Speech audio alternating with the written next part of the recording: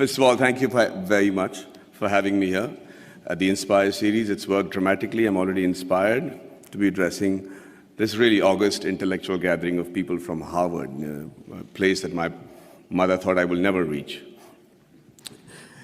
But you know what? A lot of people have spoken before me and eloquently and described their dreams for India and given figures and facts that either are skeptical and, like Mr. Wilbur says, aspirational. But I'm just an actor, and I'm going to just give you my dream shamelessly, because that's the thing that I can do best. And by that I mean, when we talk of dreams, we have one of our greatest scientists and philanthropists, Dr. Abdul Kalam, and he said something which is very interesting. He said, dreams are not what you have when you sleep. The true dreams are the ones that don't let you sleep. He said that when you have that dream once, it's a dream. When you have it twice, it becomes a desire. And when you see it for the third time consecutively, it becomes a passion, an aim, and a goal. And that is the passion with which I want to see this fantasy that I have for India 2030. And Abraham Lincoln also was a dreamer. And, but he said one thing that makes most sense in trying to achieve this goal that I have dreamt for my nation. He said, if I have 6 hours to cut down a tree, then I will spend the first 4 hours sharpening the axe. There's a great philosophy in that. In this era of instant gratification, we just keep thinking we can achieve all these goals by just tweaking this, tweaking that. It's not true. I really believe that, that a missionary zeal is required to make that quantum change that can make 2030 what I'm dreaming about right now. And just let's look at India as a country. What a unique nation, seriously. Thousands of years old of culture and tradition, many invasions, being ruled for many years, and we still somehow managed to maintain our identity. We still somehow have managed to maintain our Indianness, our beliefs, our faith. And, there has been, we have our drawbacks. There is corruption, there is violence, there is differences between the different religions and sects and castes and everything. But I can't help but think, looking at India, at the geography, that we're not doing really that bad. Look at all the other nations around in the world. Look at our neighbors. Compared to that, there is somebody in India who's doing something right for us to be called a growing economy and being projected as the third largest economy in 2026 and the most educated and young nation in the world. And it's still functional democracy. So let's first accept the fact that there is some people in India with the right ideas and the ability to lead the nation to where we are today. Under that assumption,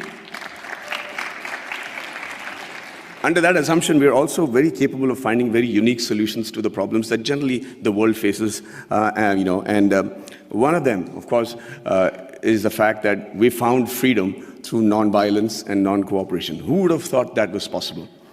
We have some other great... No, seriously, I mean, it was as radical a thought then as it is today. And one man in a loincloth with belief and faith and complete conviction was able to do that for us, Mahatma Gandhi. And it's an amazing country of people like Mahavir, Gautam Buddha, and Mahatma Gandhi, and then Bhagat Singh, who also had a dream. He dreamt then, 85 years ago, that I dream of an India where no infant cries for the want of milk. No youngster is deprived of relevant education, and no youth goes door to door finding a job. Sadly, it's still a dream today. And I dream of a 2030 when this dream becomes irrelevant. I dream of a 2030 when everybody is so equally satisfied with what they're doing that they're able to actually devote more time back to art and culture, which is another great important aspect of our country. Now, for that to happen, we need to be a healthy nation. And when I say healthy, I remember preparing for a film of mine, which released recently, where I had to look like a boxer. And I had these, biceps and triceps that had to be there. So I decided just to work on the parts that is seen outside my clothes. So I was just working out on my biceps and my triceps and my shoulders. But you know what? I suddenly realized the strength that I had in my arms and biceps was not actually enough for me to look even fit, because it is disproportionate growth. It is the kind of growth that will not make you fit or strong, but actually make you look inadequate. And that is what is happening to India today. Everybody says we are the largest economy, we're going to be the most populated country in the years to come. And with economic superpower and supremacy in rocket and space technology, which I am privy to, and then the IT giants and smarter cities. But ladies and gentlemen, I really believe that more than smarter cities, we require smart villages. And this is going to be primarily what I talk about today. A nation is only as strong as its weakest link, and rural India is our weakest link. See, it's important that that growth and progress goes hand in hand with the villages also getting onto the same train towards economic freedom, superpowerdom, all the terms that have been coined for a successful country. But that is not happening. The reason being, we're beginning to ignore them. We're beginning to actually believe that this is a very interesting line that I've found, where they say that everybody believes that they know what is required for getting the underprivileged and the poor up to speed with the rest of the country. Okay? And we always start assuming that this is what they want. This is how we can help the poor and the villages, and this is what they need. And we can't be more wrong. Because when you assume, and as the spelling goes, you make an ass of you and me. I'm going to tell you how that happened to a friend of mine. His name was, he's a very profound doctor, a gastroenterologist, and he got a call from his patient, Mr. Abdul, who said, Dr. Saab, my wife is really, really ill, and she's got a big stomach ache, and she can't sit, and she can't sleep, and she's in big pain. Can I come and visit you? And he said, yeah, by all means. And like all patients today, he's done his research, he's gone into the internet, and he said, usko ye ho sakta hai, wo ho sakta hai. And the doctor said, don't worry, let me handle it. And he checked her out, and he said, she has an infected appendix, so I have to do a surgery, and she'll be fine. The surgery was done, he was fine, and Abdul was a happy man. 1 year later, he calls back the doctor and says, sir, my wife has got a stomachache, please do the appendix operation, she'll be fine. Dr. Manoj said, listen, I'm the doctor, let me diagnose what I have to, please bring her to the clinic and we'll fix it up. He says, yes sir, fix up that operation date, we'll do it in half an hour and we'll be back, she needs her appendix removed. So now he's losing his patience. He says, let me do the diagnosis. Abdul, bring her to the clinic. And he's still insisting, and finally the doctor lost it and he said, listen, I'm the doctor, and let me tell you that every human being has only one appendix, and I've already taken out the appendix. So please don't tell me how to do my job. Abdul waited very patiently for the doctor to finish with his assumptions, and then he shot back very meekly. He said, sir, I agree with you. Every human being can have one appendix, but a man can have two wives, right?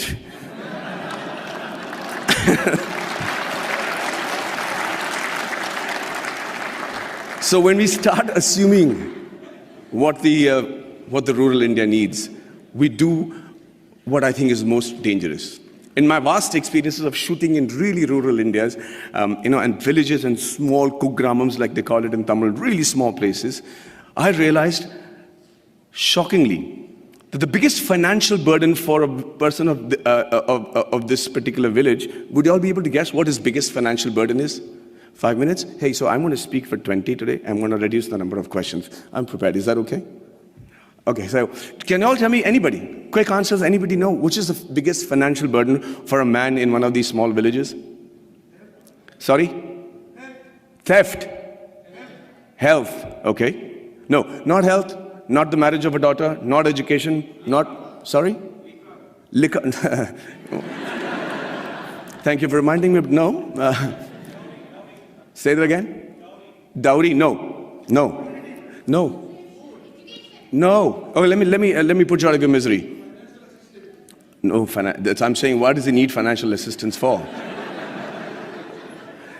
The answer is the untimely death of a relative, of a senior in their family. That is the one occasion he can't prepare for. There is one occasion where the ceremony demands that he spend a certain amount of money, feed a certain amount of people, use the funeral the expenditures, and that's where he takes the loan, and that's where he gets indebted, and that's where, to escape that particular embarrassment and humility of not having the ability to perform the function every year as is expected of the Indian tradition, that he decides to leave the village because he's made to feel inadequate. Lord Mickle had in 1735 had spoken in the British Parliament and said the only way to rule India is to make the men there feel inadequate. He said, and truly so, that unless he feels that what he has is lesser than what others have, you will not be able to rule him. And within a very short period, they proved themselves right. The rural India today is feeling inadequate. They're feeling like they're not even part of our country. And what happens with that is, they start then looking at opportunities in villages and saying better education, better health, better lifestyle, and no humility for not having performed the funeral properly. They decide to give up who they are and move to the cities. And who they are is what is more important for us to understand. Who they are actually the timekeepers and the bookkeepers of our deep-rooted traditional culture and stories. You should see how tradition and culture flourishes in a happy village in India. We don't have psychiatrists as a big fashion thing in India, and they still manage to maintain a great level of sanity. There's a great phrase from the poem If by Rudyard Kipling, where it says, dream but not make dreams your master, think but not make thoughts your aim. Meet with triumph and disaster and treat those two impostors just the same. It's very easy to say it, but how do you treat those two impostors just the same? The answer lies in the tradition and the culture and the books and the epics that are so prominent and predominant in our country. The Bhagavad Gita, the Quran, the interpretation of that in the subcontinent, the Bible, the Guru Granth Sahib, the granny stories.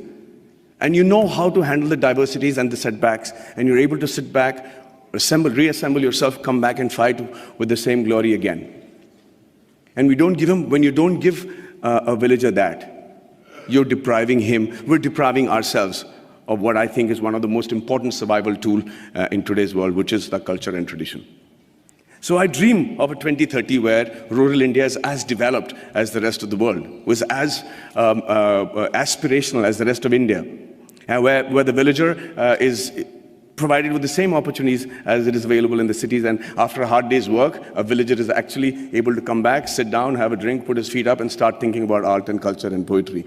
That would be a dream that I have for 2030, a practical dream that I have for 2030.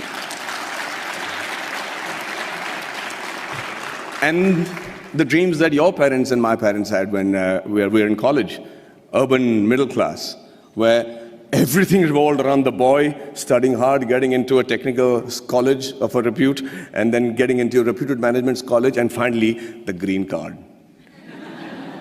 And if it was the girl, then it was a spouse with a green card.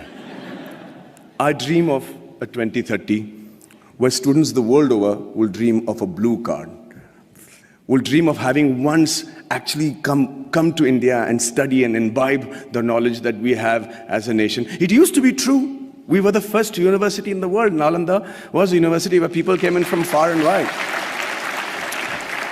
So it's not a pipe dream. It's a practical dream that I have, and I think that's easily attainable. And finally, before I wind up, I think I dream of a 2030 where we have a meritocratic electoral base which selects its leaders and whose leaders believe that it is more important to serve with a missionary zeal to serve the nation rather than rule it.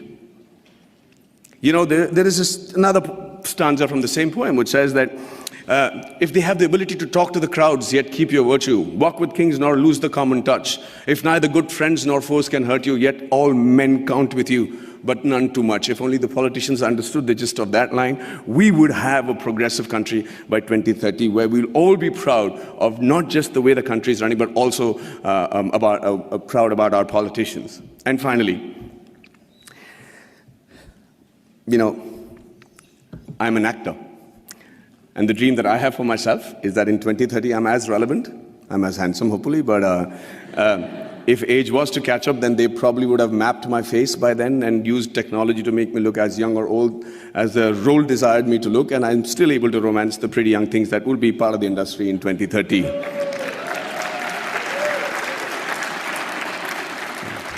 Well, I see that's got many guys going, yeah.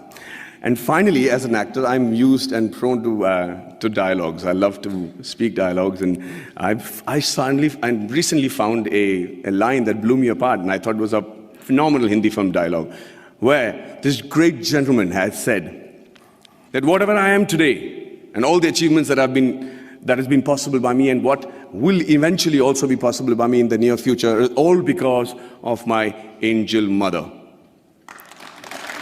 Do you know who said that? Do you know who said that? Shockingly, Abraham Lincoln. So I dream of a 2030 where every Indian says the exact same thing about his mother, and not just about his mother, but also about his motherland.